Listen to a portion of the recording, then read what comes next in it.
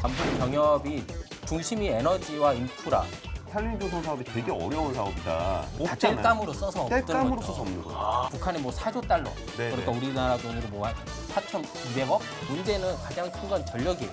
전력 산업이라는 거는 망사업이에요.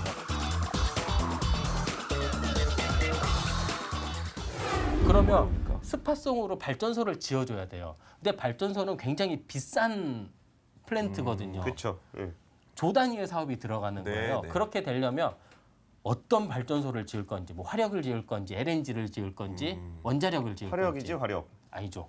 화력 같은 경우에는 북한은 핵이 많아서 원자력이라는 얘기도 하시더라고요. 이게 뭐랑 연관이 돼 있냐면 러시아 PNG 사업과 연관을 또 시킬 수가 있어요. 가스. 그렇겠네. 가스. 네. 그리고 우리나라도 지금 그 복합 LNG 발전소를 많이 건설하는 추세고 에너지 전환을 하면서 LNG 발전소로 넘어가고 있기 때문에 네네. 북한에도 그걸 권장할 수가 있는 거죠. 그렇게 되면 북한이 PNG, 러시아에서 PNG를 해야 될 유인 요인도 굉장히 많아지고요. 그렇게 되면 우리가 지금 정부에서 하고 있는 신북방 경제의 가장 큰 한 축인 러시아 PNG. PNG 사업이 완성이 되는 거죠. 천연가스인데 파이프라인 타고 온다고 해서 PNG. 네, 근데 그 파이프라인 타고 들어오면은 지금 LNG 값의 거의 뭐 3분의 1 뭐 이렇게 아우, 된다고. 엄청 싸집니다. 수송비가 석탄보다 싸져요. 들지 않기 때문에 석탄보다 싸진다고요? 그렇게 싸진다고요? 세금 빼고 어. 왜냐면 운송비가 있잖아요. 석탄 같은 경우에는. 그러니까 물론 그 우리나라에서 나오는 것보다는 비쌀 수도 있는데 아무튼 석탄만큼 싸져요. 그렇게 되면 그 원전을 줄이면서 탈원전을 하면서 상승 요인이 있는 전기 요금을 조금 억제할 수 있는 그런 여건도 조금 마련이 되는 거죠. 그렇기 때문에 네. 제 생각에는 화력 발전소보다는 PNG, 그러니까 LNG 발전사들을 조금 이렇게 지어주지 않을까. 그렇다면 이걸 듣고 촉이 있으신 분들은 우리나라 그럼 LNG 발전사들이 어딘가 막 찾아보시겠죠. 이게 참- 아직 멀었습니다. 그런데 그것도 그렇고 왠지 이게 정치적인 문제에 의해서 이게 좀 가로막히거나 아니면 좀 잡음이 발생하거나 그러니까 일이 진척이 좀 지연되거나 이런 경우도 굉장히 많을 것 같아요. 예를 들어서 러시아의 경우에는 그 유럽으로 천연가스를 보내고 있잖아요. 그것도 사실 그 유럽은 웬만하면 이제 또 미국하고 친하니까 이거 예. 웬만하면 좀 의존도 줄이려고 하고 있는데 갑자기 한국이 나타나서 북한을 통해서 한국까지 러시아 가스 받겠습니다 이렇게 되면 또 약간 뭔가 미묘한 정치적인 좀 갈등들 이런 것들도 발생할 것 같고 아무튼 해결해야 될 게 그래도 싸면 쓸 것 같은데. 그렇긴 하죠. 이게 어떤 게 있냐면요. 아까 그 이주호 앵커가 말씀하신 것처럼 여러 가지 정치적인 문제들이 많아요. 그럼 러시아가 짜증나서 잠금 어떡할 거냐. 뭐 이런 것부터 해서 그럼 뭐 미국이 삐지면 어떡할 거냐. LNG는 LNG, 미국에 있는 셰일가스는 셰일가스대로 가져오는 거고요. PLNG는 PLNG대로 가지고 오는 거예요. 네네. 그러면 그 만약에 러시아에서 짜증나서 이렇게 잠그면 어떡할 거냐. 이 문제만 해결하면 되는 거잖아요. 이거는 유럽 모델 그대로 따라가면 돼요. 그 러시아의 가즈프롬이라는 회사에서 모든 걸 다 총괄을 하는데요. 네네. 거기 주요 주주 중에 EU 국가들이 되게 많아요. 그렇죠. 우리나라도 아마 그렇게 되면 주요 주주로 참여를 하게 돼서 주주권을 행사를 통해서 아마 이렇게 하게 될 것 같습니다. 근데 푸틴은 주주권 안 지켜줄 것 같아요. 아우 공산주의가 돈에 더 밝아요. 그래서 이렇게 보면 그 석탄 화력 발전 그리고 특히 아까 제가 히토리오 말할 때도 환경 문제 얘기했었잖아요. 네네. 아무리 깨끗한 화력 발전을 지어도 복합 LNG보다는 더러워요.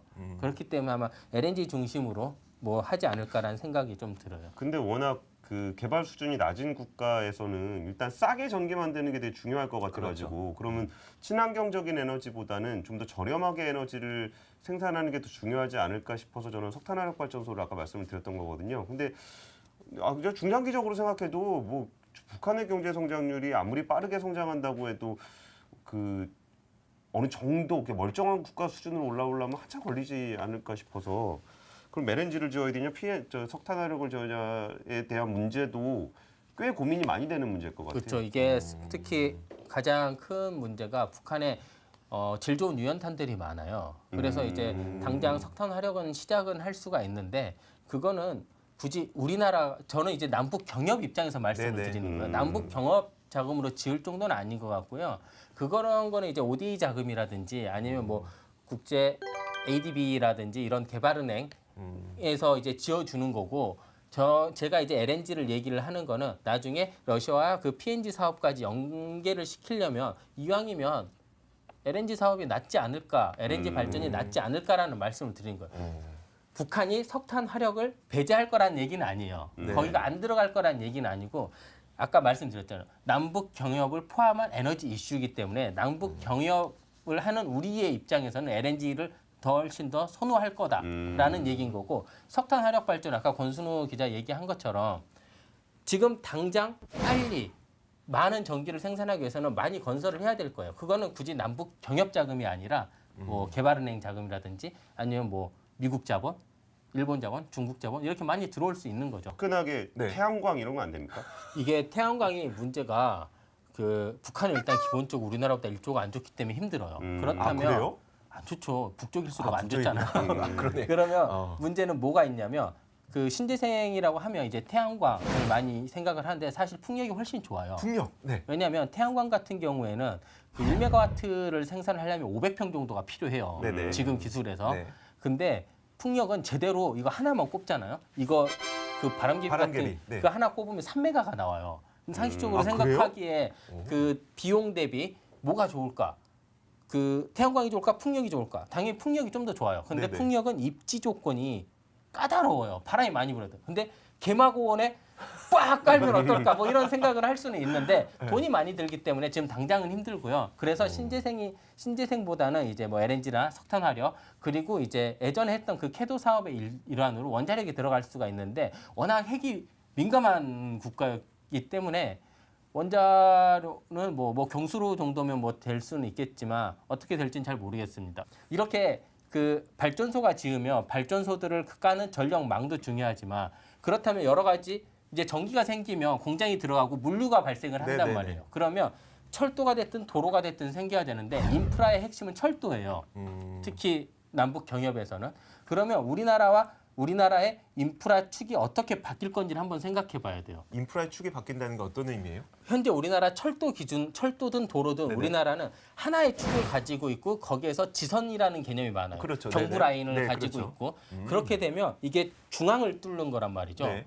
근데 이게 남북 경협이 되면 동부 라인이 굉장히 각광을 이거 받을 수 땅값 있어요. 얘기예요. 땅값 얘기. 동부 라인이 할 수 있는 게 강원도 이쪽을 통해서 함경도로 넘어가서 러시아 아. 이렇게 시베리아를 통한 이런 그 어디예요? 유럽까지 가는 네네. 이제 횡단 열차가 우리나라 동부 벨트예요. 동부 라인 쪽이에요. 그렇게 되면 우리나라 그 서울, 부산의 이런 중심축이 경제권도 이쪽으로 약간 좀 갈 수도 있어요. 그러면 서부 벨트는 뭘 할 건지 이거 좀 약간 소외를 받을 수 있어요. 왜냐하면 서부 라인은 그 광명을 지나서 개성을 통해서 중국 내륙으로 들어가는 거예요. 이거는 뭐 중국과의 통상이라든지 뭐 산업 라인에서는 굉장히 좋을 수는 있겠지만 그래서 그 철도 같은 경우에는 약간 우리나라의 경제축 자체가 바뀔 수 있을 정도로 좀 큰 사건인 것 같아요. 그래서 제가 처음에 말씀드렸던 게 이제 철도를 말씀드렸었는데 그 괴간을 제가 정확하게 설명을 안 드려서 이제 괴간이 뭐예요? 그러니까 철도의 폭, 그쵸, 철로의 폭. 네. 우리나라랑 북한은 철로 폭이 비슷해요. 그래서 그냥 연결해서 쓰면 되는데 아, 처음 보시는 분들을 위해서 좀 기본 설명을 먼저 좀 해주세요. 숫자는 까먹어서 기억이 숫자 말고. 우리나라와 북한은 같은데 러시아는 좀 더 좁아요. 그래서 넓은가? 아무튼 좀 다릅니다. 그래서 사람들이 생각하는 게 아니 철길만 깔면 다냐? 철로 폭이 다르기 때문에 이 철길 다시 깔아야 된다 이런 얘기를 하는데 여기 대해서 그러면 설명해 주시면- 시베리아 거를 다시 까는 것보다 우리나라를 다시 까는 게 훨씬 더 경제적이겠죠. 근데 굳이 안 그래도 돼요. 그래요? 갈아타면 되잖아.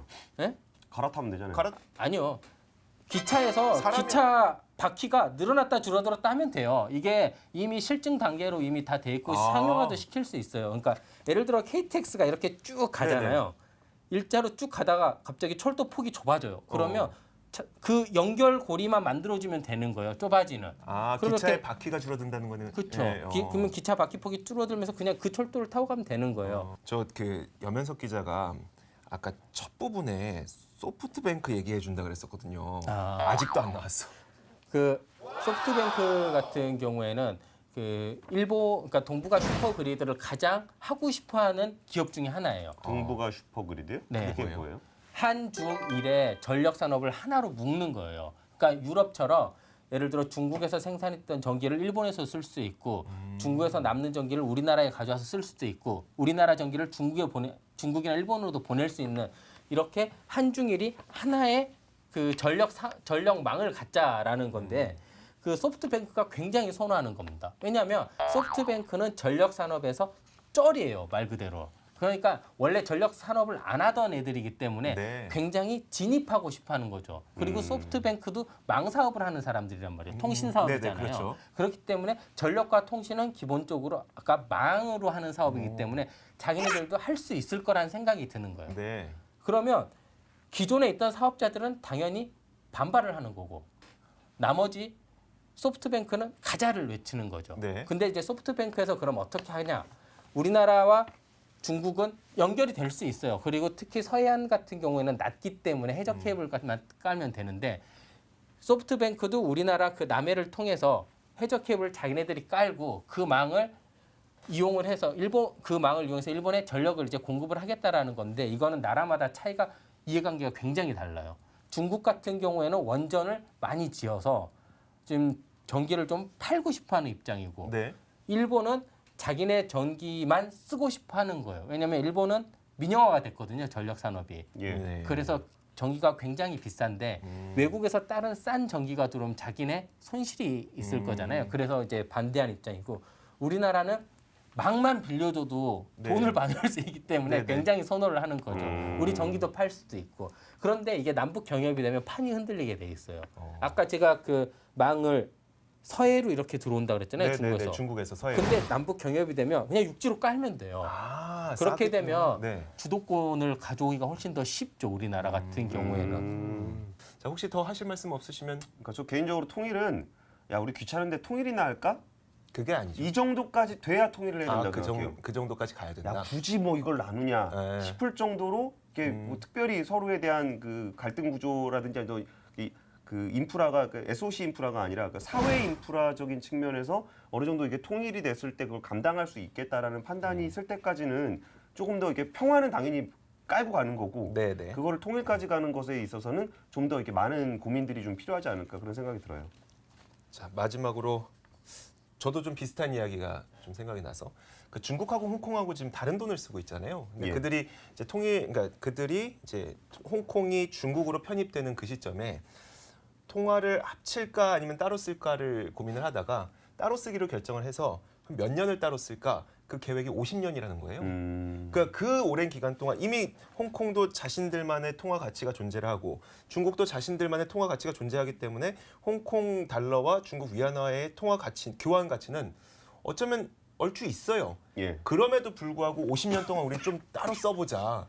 그만큼 우리는 경제 격차라든지 이런 그 어떤 문제점들을 좀 완충시킬 시간적 여유를 한 50년은 두자라고 했다는 거 들어보니까 참 정말 좀 진짜 말하셨던 것처럼 해볼까라는 수준이 될 정도까지 좀 돼야 되지 않을까라는 생각이 듭니다.